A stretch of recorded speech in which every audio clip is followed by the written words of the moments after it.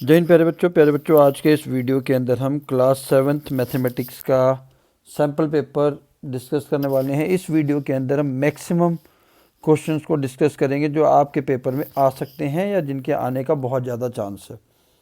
Maximum जब भी 7th का पेपर बनता है फाइनल का, तो इन्हीं क्वेश्चंस को ध्यान में रख के बनाया जाता है। ज़्यादा से ज़्यादा टर्म्स चेंज कर दी जाती हैं और इस वीडियो में हम एक पेपर भी डिस्कस करेंगे लास्ट में, साथ में बेसिक्स भी डिस्कस करेंगे कुछ। तो वीडियो को बिना स्किप किए हुए अंत तक बने रहिए ताकि आप सारे क्वेश्चंस को ध्यान से देख सकें और स्पेशली जिसकी जो पर्पस है वीडियो को बनाने का, कि आप उन क्वेश्चंस को समझ सकें ताकि आपके नंबर फाइनल एग्जामिनेशंस में अच्छे आएँ। तो आइए शुरू करते हैं आज का है video. Question number 1, if 3 cubes of dimension 2 centimeter by 2 centimeter by 2 centimeter are placed end to end, what would be the dimension of the resulting cuboid? यहाँ पर 3 क्यूब्स बोले हुए हैं तो एक क्यूब और बना लीजिए, ठीक है। क्योंकि 3 क्यूब्स बोले हुए हैं तो एक क्यूब और बना दिया मैंने। इनको साइड बाय साइड ऐसे प्लेस किया गया है जैसे कि अभी मैंने इनको रखा है, ठीक है। तो इन तीनों क्यूब के प्लस करने से ये क्या बन गया? क्यूबॉइड बन गया। तो इन्होंने पूछा है but will be the dimension of the resulting cuboid. जो ये नया क्यूबॉइड बना है इसका डायमेंशन पूछा है। अब डायमेंशन का मतलब होता है, इसमें 3 डायमेंशंस होते हैं 3D शेप्स में, ठीक है, जो कि हमारा लेंथ, ब्रेड्थ और हाइट होते हैं। तो जो नया क्यूबॉइड बना है इसको पहली बात क्यूबॉइड क्यों बोल रहे हैं? क्योंकि रखा तो हमने किसको था? क्यूब को, और क्यूब रखने से क्या बन गया? क्यूबॉइड। तो ये भी क्यूब है, ये भी क्यूब है और ये भी क्यूब है। जब इनको हमने प्लस किया, एक साथ साइड बाय साइड रखा, तो ये क्यूबॉइड बन गया। क्यों? क्योंकि इसकी ब्रेड्थ तो सेम रही, हाइट भी सेम थी 2 सेंटीमीटर, बट क्या चेंजेस आ गए इसकी लेंथ में। लेंथ कितनी हो गई? 2 centimetre plus 2 centimetre plus 2 centimetre, यानी कि टोटल 6 सेंटीमीटर इसकी क्या हो गई? लेंथ हो गई। अब क्यूबॉइड में क्या होता है कि लेंथ, ब्रेड्थ और हाइट तीनों में से कम एक डायमेंशन डिफरेंट होना चाहिए। तो यहाँ पर लेंथ डिफरेंट हो गई 6 centimetre bye 2 centimetre bye 2 centimetre, ठीक। अगर तीनों सेम होते 2 centimetre bye 2 centimetre bye 2 centimetre, तो इसको हम क्या कहते हैं? क्यूब कहते हैं, ठीक है। आई थिंक क्लियर हो गया। तो न्यू डायमेंशन आ गया हमारे पास 6 centimetre length, 2 centimetre breadth and 2 centimetre height. What cross section do you get when you give a horizontal cut to an ice cream cone? ठीक है, आइसक्रीम कोन ऐसा होता है कुछ, जब हम इसको हॉरिजॉन्टल कट देंगे तो जो इसका ये वाला पोर्शन भी बनेगा, ये कौन सी शेप का आपको दिख रहा है? सर्कल शेप का, ठीक है। तो जब हॉरिजॉन्टल कट देंगे तो इसका जो क्रॉस सेक्शन आएगा वो कैसा आएगा? सर्कल शेप का आएगा। Draw wherever possible a rough sketch of a triangle with both line and rotational symmetries of order more than 1। ऐसा ट्रायंगल के आपने पिक्चर या इमेज बनाना है जिसकी जो लाइन ऑफ सिमेट्री एक से ज़्यादा हो, जिसमें लाइन ऑफ सिमेट्री एक से ज़्यादा हो और रोटेशनल सिमेट्री भी एक से ज़्यादा हो। तो इसका एग्जांपल है आपके सामने इक्विलेटरल ट्रायंगल, ठीक है। इक्विलेटरल ट्रायंगल क्या होता है? जिसकी तीनों साइड इक्वल होती हैं, तीनों एंगल्स 60 डिग्री के होते हैं। हम इसके बारे में भी फुल डिटेल में आगे पढ़ेंगे। तो ठीक है, लाइन ऑफ सिमेट्री कितनी होती है इसके अंदर? 3, और ऑर्डर ऑफ रोटेशन इसका क्या है? मोर देन 1। तो दोनों ही चीज़ें मोर देन 1 है। अगर ऐसा क्वेश्चन आता है तो आपने इक्विलेटरल ट्रायंगल का नाम लिखना है और ये स्केचेस आपने ड्रॉ करने हैं, ठीक है। Next, a triangle with only 1 line of symmetry and no rotational symmetry of order more than 1, ठीक है।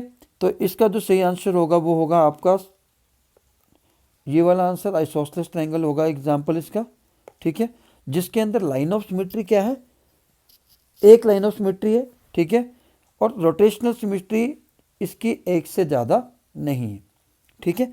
एक ही लाइन ऑफ सिमेट्री है इसकी, ठीक है। रोटेशनल सिमेट्री क्या है? ऑर्डर क्या है इसका? एक है, ठीक है।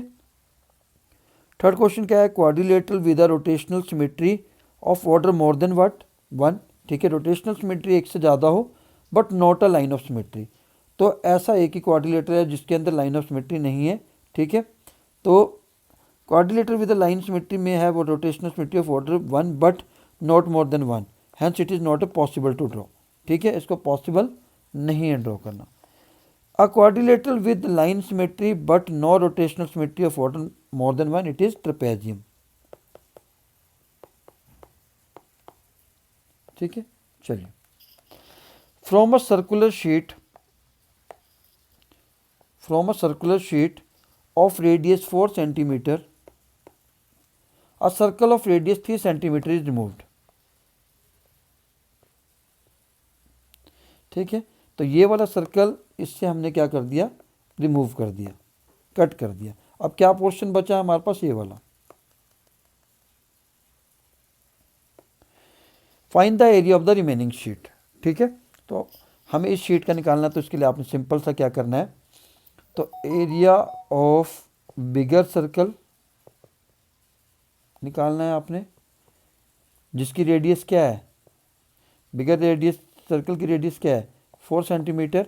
फार्मूला क्या आएगा, पाई कैपिटल आर स्क्वायर इस्तेमाल करना है आपने। ठीक है, यहाँ पर आपने लिखा 22, यहाँ 3.14 बोला हुआ है पाई की वैल्यू, तो हम 3.14 लेंगे। आर की वैल्यू 4 है। ठीक है, स्क्वायर सेंटीमीटर। फिर आपने निकालना है area of smaller circle. Smaller circle के एरिया के लिए आपने पाई स्मॉल आर स्क्वायर इस्तेमाल करना है। अब स्मॉल आर की वैल्यू क्या है 3 सेंटीमीटर। ठीक है, तो हम एरिया का फॉर्मूला कैसे लगाएंगे, 3.14, 3 का स्क्वायर मतलब 3। ठीक है, अब फाइनली आपने क्या करना है, जब आपने इस रिमेनिंग पोर्शन का एरिया निकालना है, ठीक है, तो आपने क्या करना है, area of remaining path will be equal to the area of bigger circle minus area of smaller circle. ठीक है, मैं आसान तरीके से इसलिए बता रहा हूँ, नहीं तो आप रिंग फार्मूला से भी यूज़ कर सकते थे। तो 3.14 इंटू 4 इंटू 4 में से 3.14 इंटू 3 को आपने माइनस कर देना है। अब यहाँ पर आप देखेंगे 3.14 दोनों में कॉमन है, तो आप इसको सिंपल सा कर लीजिए, 3.14 ब्रैकेट में बचा 4 इंटू 4 माइनस 3 इंटू 3। आप इसको सॉल्व कर लीजिए, आपका आंसर आ जाएगा रिमेनिंग पाथ का। ठीक है, चलिए। Saima wants to put a lace on a edge of a circular table. Saima क्या करना चाहती है कि सर्कुलर टेबल है, ठीक है, इसकी एज पर एक लेस लगाना चाहती है। ठीक है, जैसे मैं ये लगा रहा हूँ। To cover diameter of to 1.5 meter, find the length of the lace required and also find its cost if 1 meter of the lace cost ₹15। 1 metre cost, 1 metre जो लेस है उसका कॉस्ट कितना दे रखा है, ₹15। तो पहले आपको लेस निकालनी होगी कि कितनी लेस लगी है, फिर आप उसको 15 से मल्टीप्लाई कर देंगे, वो आपकी क्या आ जाएगी, कॉस्ट आ जाएगी। तो सबसे पहले आपने लिखना है डायमीटर ऑफ सर्कुलर टेबल, जो कि हमारे पास है 1.5 मीटर। ठीक है, फिर हमें अगर चारों तरफ हमने लेस लगानी है, तो ये क्या है, सरकमफ्रेंस की बात कर रहे हैं हम यहाँ पर, क्योंकि आउटर बाउंड्री की बात कर रहे हैं, तो आउटर बाउंड्री को हम सर्कल के केस में सरकमफ्रेंस कहते हैं। ठीक है, तो हम क्या निकाल लेंगे, सरकमफ्रेंस निकाल लेंगे इस टेबल की। अब यहाँ पर आर निकालने की हमें ज़रूरत नहीं है, क्योंकि सर्कमफ्रेंस का फार्मूला हमारे पास अगर डी गिवन है तो पाई डी होता है। जनरली हम 2 पाई आर भी यूज़ कर सकते हैं, क्योंकि डी को हम क्या कहते हैं, 2r कहते हैं। तो हमारे पास डी है तो चेंज करने की ज़रूरत नहीं है। पाई की वैल्यू 3.14 लेनी है आपने, डी की वैल्यू 1.5 लेनी है। जो भी इसका आंसर आएगा मीटर में आपने सॉल्व कर लेना है। ठीक है, तो ये हमारी क्या आ जाएगी, लेस की लेंथ आ जाएगी।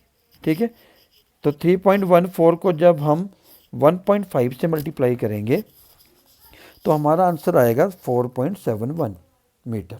ठीक है, इतनी मीटर लेस टोटल लगेगी। और इन्होंने एक चीज़ क्या कही है कि जो 1 मीटर की जो कॉस्ट है लेस की वो ₹15 है। ठीक है, पर हमारे पास कितनी है लेस, 4.71। ठीक है, तो 4.7 मीटर लेस की जो कॉस्ट होगी वो क्या हो जाएगी, 15 इंटू 4.71। जब आप इसको मल्टीप्लाई करेंगे तो आपका आंसर आ जाएगा 70.65। आप इसको सॉल्व कर लीजिए। मैं सॉल्व करके इसलिए नहीं दिखा रहा हूँ क्योंकि इससे वीडियो लेंथी हो जाएगा और हमें टाइम बचाना है। चलिए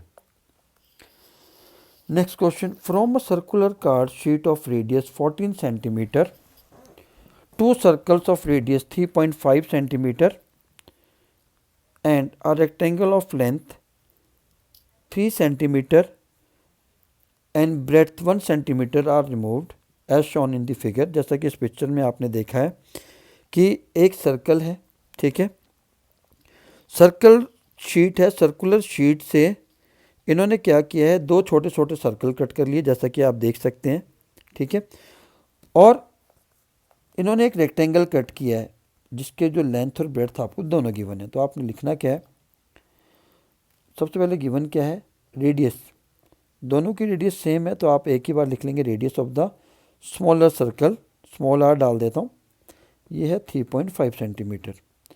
तो एरिया क्या हो जाएगा इसका स्मॉलर सर्कल का, पाई आर स्क्वेयर, ठीक है। आप एक का निकाल लीजिए, उसको बाद में आप उससे क्या कर सकते हैं, मल्टीप्लाई कर सकते हैं 2 से। तो पहले आपने स्मॉलर का एरिया निकाल लेना है, ठीक है। तो पाई की वैल्यू यहाँ 22/7 गिवन है, 22/7, आर की वैल्यू है 3.5 इंटू 3.5, ठीक है। तो सबसे पहले आपने ये निकाल लेना है, फिर जो भी आपका आंसर आएगा, ठीक है, आपने उसको 2 से मल्टीप्लाई कर देना है, ठीक, क्योंकि ऐसे हमारे पास दो सर्कल है 1 2, ये हम एक का निकाल रहे हैं, 2 के निकालने के लिए इनका जो भी प्रोडक्ट आएगा सॉल्व कर लेते हैं। चलिए 7 5 जा 35, 5 2 जा 10, 2 से 11 कट गया तो 11 और 3.5 बचा, ठीक है। तो मैं इसको मल्टीप्लाई करता हूँ, 2 38.5 यानी कि 70.7 स्क्वायर सेंटीमीटर आ गया इन दो सर्कल का एरिया। पर अब मेरे पास एक रेक्टेंगल भी है जिसका एरिया क्या होता है, लेंथ इंटू ब्रेड्थ। लेंथ है मेरे पास 3 सेंटीमीटर, ब्रेड्थ है मेरे पास 1 सेंटीमीटर, इन दोनों को मल्टीप्लाई किया तो 3 स्क्वायर सेंटीमीटर आ गया, रेक्टेंगल का भी एरिया आ गया। अब इन्होंने पूछा क्या, रिमेनिंग शीट। रिमेनिंग शीट क्या मतलब क्या है, जो ये दो सर्कल और एक रेक्टेंगल निकालने के बाद जो ये मेरे पास एरिया बचा है उसको हमें फाइंड आउट करना है। तो हम क्या करेंगे, एरिया ऑफ बिगर सर्कल निकाल लेंगे जो कि पाई कैपिटल आर स्क्वायर होगा। पाई की वैल्यू 22/7 है, आर स्क्वायर की वैल्यू हमारे पास क्योंकि 14 है कि बड़े सर्कल की रेडियस, तो इसको सॉल्व कर लेंगे, ठीक। 22 44 इंटू 14, जब हम इसको सॉल्व करेंगे तो 616 स्क्वायर सेंटीमीटर आए, टोटल शीट का है।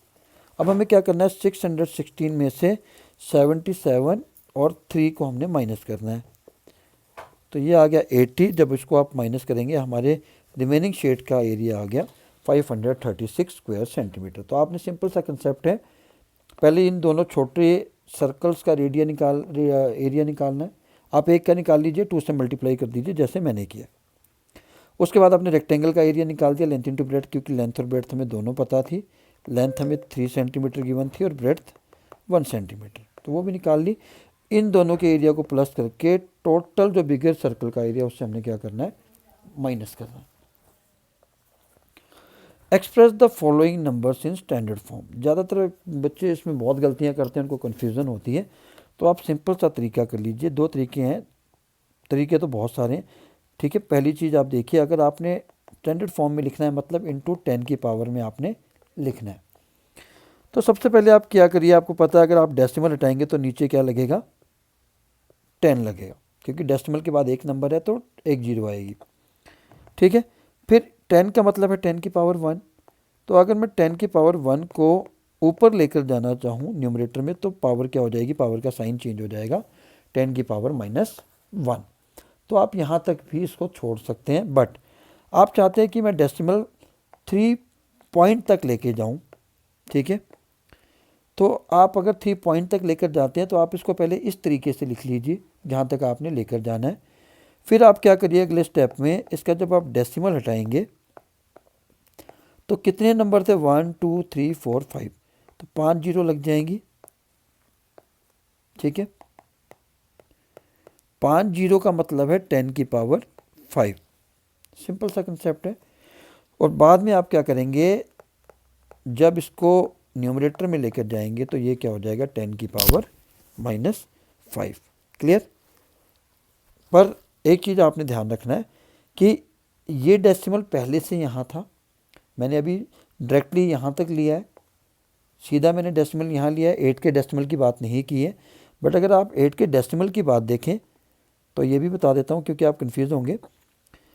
हमने डेसिमल 8 के बाद 4 नंबर्स को आगे शिफ्ट किया है, तो मैं 4 जीरो ही लिखूँगा यहाँ, क्योंकि एक डेसिमल 8 से पहले था। तो इस हिसाब से इसका आंसर आना चाहिए 390878 10 की पावर -4। और अगर नंबर ऐसा होता तो 10 की पावर -5। ठीक है, क्योंकि मैंने 4 ही डिजिट्स को शिफ्ट किया है।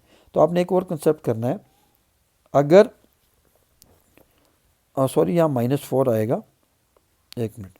ठीक है, आपने एक कंसेप्ट और याद रखना है। ठीक है, कि अगर डेसिमल यहाँ पर लगा है तब आपने इस केस को ऐसे करना है। ठीक है, और ऐसे करना है। अगर डेसिमल ऐसे लगा हुआ है, ठीक है, तो हम इसको दूसरे तरीके से भी कर सकते हैं, क्योंकि आगे मैं थोड़ा सा एक बार रब कर देता हूँ, आपको क्लियर हो जाएगा। अगर नंबर आपने बिग से स्मॉल करना है तो 10 की पावर हमेशा प्लस में आएगी, और अगर आप नंबर स्मॉल से बिग कर रहे हैं तो 10 की पावर हमेशा माइनस में आएगी। फॉर एग्जांपल अभी मैंने 39,087 को मैं कन्वर्ट कर रहा हूँ 3.90878 में। तो मैंने क्या किया, नंबर बिग से स्मॉल कर दिया। 39,000 था, अभी 3 हो गया। तो 10 की पावर क्या आएगी, पॉजिटिव। कितने नंबर शिफ्ट किया मैंने, 1 2 3 4, तो 10 की पावर 4। ठीक है, अगर इसका उल्टा होता, मैं इसको 3.90878 को अगर मैं शिफ्ट करता, इस डेसिमल को आगे शिफ्ट करता, मैं इसको बड़ा नंबर बना देता। अभी स्मॉल था, पहले 3 था, अभी बिग बन गया। तो इस केस में इसके साथ जो पावर आएगी, मैंने कितने डिजिट शिफ्ट किया, 1 2 3 4 यहाँ भी, पर यहाँ जो पावर लगेगी -4 लगेगी। आई थिंक अब आपको क्लियर हो गया होगा। चलिए, simplify the expression and find the value if x is equal to 2। आप क्या करते हैं, जनरली हम x की वैल्यू 2 डायरेक्टली पुट कर देते हैं। अगर एक क्वेश्चन 2 मार्क्स का है, अगर आपने डायरेक्टली x की वैल्यू पुट कर दी, जैसे x की जगह मैंने 2 पुट कर दिया हर जगह। ठीक है, 9 + 4 - 3, 4 - 12, और 9 - 12 होता है -3। तो हमें सिर्फ एक ही नंबर मिलेगा, क्योंकि हमने इसमें सिंप्लीफाई किया ही नहीं। सिंप्लीफाई करने का मतलब है कि इस इक्वेशन के अंदर लाइक टर्म्स कोई भी नहीं रहनी चाहिए। तो वो कैसे करेंगे, सबसे पहले ब्रैकेट आपने ओपन करनी है, 4 को ब्रैकेट के दोनों नंबर के साथ मल्टीप्लाई करना है। ठीक है, तो 4 को जब x के साथ मल्टीप्लाई करूंगा तो 4x आएगा, पर अब 4 को -5 से करूंगा तो -20 आएगा। अब ये दोनों लाइक टर्म्स हैं, इनको मैंने क्या कर दिया, प्लस कर दिया, और ये दोनों भी लाइक टर्म्स है, तो 7 - 20 को मैं एक साथ लिख देता हूँ, अगले स्टेप में करता हूँ। 7 - 20 क्या होता है, -13। अब ये हो गई हमारी सिंप्लीफाइड टर्म, क्योंकि यहाँ पर कोई भी लाइक टर्म्स नहीं बची है। अब आपको यहाँ पर x की वैल्यू पुट करनी है 2, तो 10 - 13 इज इक्वल्स टू हो जाएगा -3। दोनों ही केस में आंसर सेम है, बट इस केस में आपको पूरे 2 मार्क्स मिलेंगे और इस केस में आपको 1 marks. Here are the shadows of some 3D objects when seen under the lamp of an overhead projector. Identify the solid that match each shadow. There may be multiple answers for this. ठीक है, अगर एक ball और spare के ऊपर हम lamp रखते हैं तो उसकी शेडो कैसी बनेगी, सर्कल शेप की। क्यूब के ऊपर अगर हम करते हैं तो स्क्वायर बनेगी। आइसक्रीम कोन पर अगर हम बनेगी, या बर्थडे कैप के ऊपर करते हैं तो ट्रायंगल शेप बनेगी। बुक या क्यूबॉइड शेप पर करेंगे तो रेक्टेंगल बनेगी। सिंपल सा कंसेप्ट है। अब इसमें हम ट्रायंगल के कुछ बेसिक कंसेप्ट के बारे में पढ़ने वाले हैं। ठीक है, जिसके अंदर मैंने जो ट्रायंगल पहले ली है, ये इक्विलेटरल ट्रायंगल ली है। ठीक है, इक्विलेटरल ट्रायंगल की क्या होती हैं, ऑल साइड्स क्या होती हैं, इक्वल होती हैं। ऑल एंगल्स क्या होते हैं, इक्वल होते हैं, और सारे ही एंगल इसके 60 डिग्री के होते हैं। ठीक है, इक्विलेटरल ट्रायंगल का जो एरिया का फॉर्मूला होता है वो √3/4 होता है। अब हम बात करेंगे राइट एंगल ट्रायंगल की। राइट एंगल ट्रायंगल कौन सी होती है, जिसके अंदर एक एंगल 90 डिग्री का हो। ठीक है, दो एंगल, किसी भी ट्रायंगल में दो एंगल 90 डिग्री के नहीं हो सकते। ठीक है, तो एक एंगल 90 डिग्री का हो उसको हम क्या कहते हैं, राइट एंगल ट्रायंगल कहते हैं। दूसरी इंपॉर्टेंट चीज़, 90 डिग्री के सामने जो साइड होती है, that is the biggest side, of triangle, right angle triangle, इसको हम कहते हैं हाइपोटेन्यूज। ठीक है, एक होती है एटीट्यूड या बेस। एटीट्यूड को हम परपेंडिकुलर भी कहते हैं, जिसको हम ऐसे लिखते हैं। ठीक है, और ये बेस है। राइट एंगल ट्रायंगल के एरिया का फार्मूला होता है half into base into height. Perimeter कैसे निकालते हैं ट्रायंगल का? सम ऑफ ऑल साइड्स। ठीक है, आई थिंक क्लियर हो गया। चलिए, अब एक सैम्पल पेपर के कुछ इंपॉर्टेंट क्वेश्चंस लिए थे, कुछ नंबर्स इसमें मिसिंग होंगे क्वेश्चन के, क्योंकि जो ओल्ड सिलेबस से थे वो डिलीट कर दिए। Find the perimeter of the rectangle whose length is 25 centimetre and breadth. Length 25 centimetre given है, ब्रेड्थ 18 सेंटीमीटर गिवन है। तो पेरीमीटर का फार्मूला होता है रेक्टेंगल का 2 मल्टीप्लाई ब्रैकेट में लेंथ प्लस ब्रेड्थ। 2 लेंथ है 25, ब्रेड्थ है 18। ठीक है, 25 प्लस 18 कितना होता है? 43 होता है। इनको मल्टीप्लाई कर दिया तो 86 सेंटीमीटर क्या आ गया? पेरीमीटर आ गया। Clear? Right the frequency of all the numbers in following data. Frequency का मतलब होता है कौन सा नंबर कितनी बार आया। आई थिंक आप इसको कर सकते हैं। Find the number of lines of a symmetry of a circle. ठीक है, एक सर्कल के अंदर इनफाइनाइट लाइन ऑफ सिमेट्री होती है। ठीक है, आप कहीं से भी लाइन ड्रॉ करो, सेंटर से पास होती हुई, सर्कल दो इक्वल पार्ट्स में क्या होता है? डिवाइड हो जाता है। तो उसी को हम लाइन ऑफ सिमेट्री कहते हैं। What will be the number of faces if there are 6 vertices and 12 edges? ठीक है, अगर किसी 3D शेप में 6 वर्टिसेस हैं और 12 एजेस हैं, तो उसके फेसेस कैसे काउंट करते हैं? तो उसके लिए हम यूलर्स फार्मूला यूज़ करते हैं। यूलर्स फार्मूला क्या होता है? Faces plus vertices minus edges is equals to 2। आपने ये फार्मूला लगाना है। फेस हमें पता नहीं है, ठीक है, वर्टिसेस हमें पता है 6, तो फेस वर्टिसेस 6 है, एडजस्ट करनी है -12 is equals to 2। F -6 is equals to 2, क्योंकि 6 में से 12 में से 6 को माइनस किया तो 6 आया। ठीक है, तो एफ कितना आ जाएगा? 6 + 2 आ जाएगा, यानी कि 8 आ जाएगा। सिंपल सी चीज़ है। क्लियर? तो हमारे पास 6 वर्टिसेस हैं, 12 एजेस हैं, तो फेस कितने आ गए हमारे? 8 आ गए, क्योंकि एजेस क्या होती हैं? माइनस होती हैं। ठीक है, चलिए, ABC is right angle at B. ठीक है, एक ट्रायंगल है ABC जो कि बी पर राइट एंगल है, मतलब 90 डिग्री का एंगल बी पर बन रहा है। ठीक है, AB is equals to 3 centimetre, BC is equals to 4 centimetre, तो AC कितना होगा? ठीक है, तो ये 90 डिग्री के सामने हाइपोटेन्यूज होता है, हम लगाएंगे पाइथागोरस थ्योरम, यानी कि हाइपोटेन्यूज का स्क्वायर, परपेंडिकुलर का स्क्वायर, बेस का स्क्वायर। परपेंडिकुलर हमारे पास 3 सेंटीमीटर यानी कि 3 का स्क्वायर, बेस हमारे पास 4 है, 4 का स्क्वायर, 3 का स्क्वायर 9, 4 का स्क्वायर 16। इन दोनों को प्लस करेंगे तो 25 आएगा, और जब स्क्वायर हटाएंगे एच का तो स्क्वायर रूट लग जाएगा, और 25 का स्क्वायर रूट होता है 5 सेंटीमीटर। तो ऑप्शन बी सही है। Find the area of the square whose side is 6 centimetre. तो एरिया ऑफ स्क्वायर का फार्मूला होता है साइड मल्टीप्लाई साइड, तो 6 सेंटीमीटर मल्टीप्लाई 6 सेंटीमीटर, तो 36 स्क्वायर सेंटीमीटर इसका एरिया आ जाएगा।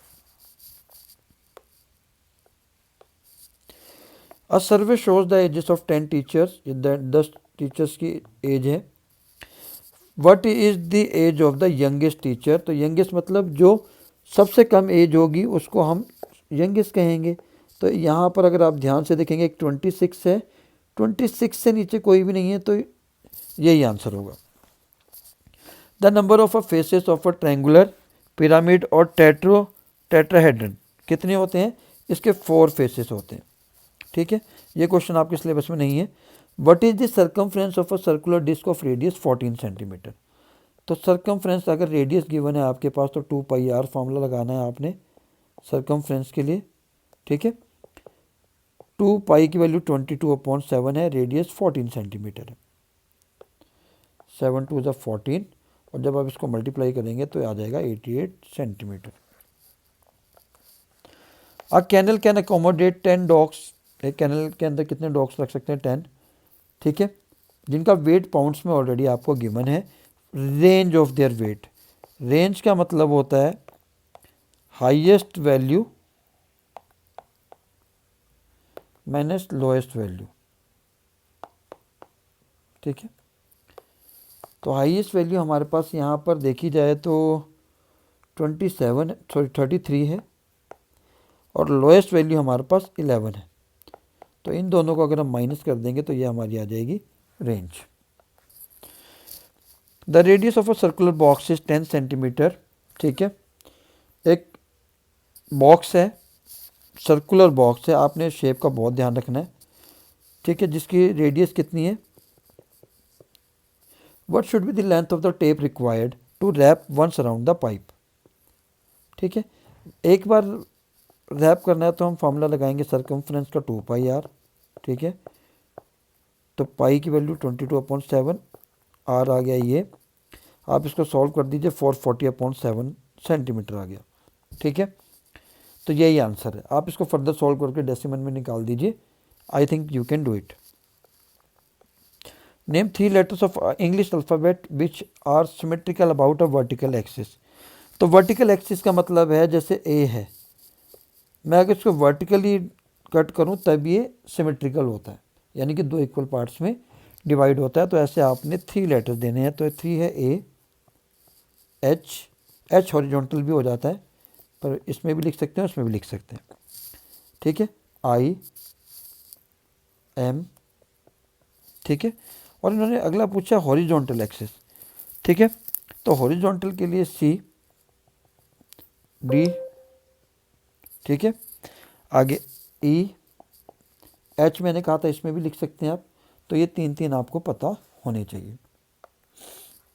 अ rectangular park is 25 metre long, एक रेक्टेंगुलर पार्क है जो कितना लॉन्ग है? 25 मीटर लॉन्ग है। बना लेते हैं इसका पिक्चर भी। तो ये रेक्टेंगुलर पार्क है, ठीक है, जो कि हमारे पास 25 मीटर लॉन्ग है और 15 मीटर वाइड है। अब path 3 metre is constructed outside the park, ठीक है। एक पार्क इसके बाहर एक पाथ बनाया गया, ठीक है। तो इसको थोड़ा सा छोटा कर लेते हैं हम, ताकि आपको क्वेश्चन समझने में प्रॉब्लम ना आए। ये 3 मीटर वाइड है दोनों साइड से, 3 मीटर, 3 मीटर, 3 मीटर, ठीक है, चारों तरफ से 3 मीटर वाइड है। Find the area of the path, इस पाथ का आपने एरिया निकालना है, ठीक है। तो हम क्या करेंगे, सबसे पहले हम पार्क का एरिया निकालेंगे, ठीक है, एरिया ऑफ पार्क निकालेंगे, ठीक है। अब क्योंकि रेक्टेंगुलर पार्क है तो लेंथ इंटू ब्रेथ लगेगा, 25 इंटू 15 होगा, ठीक है।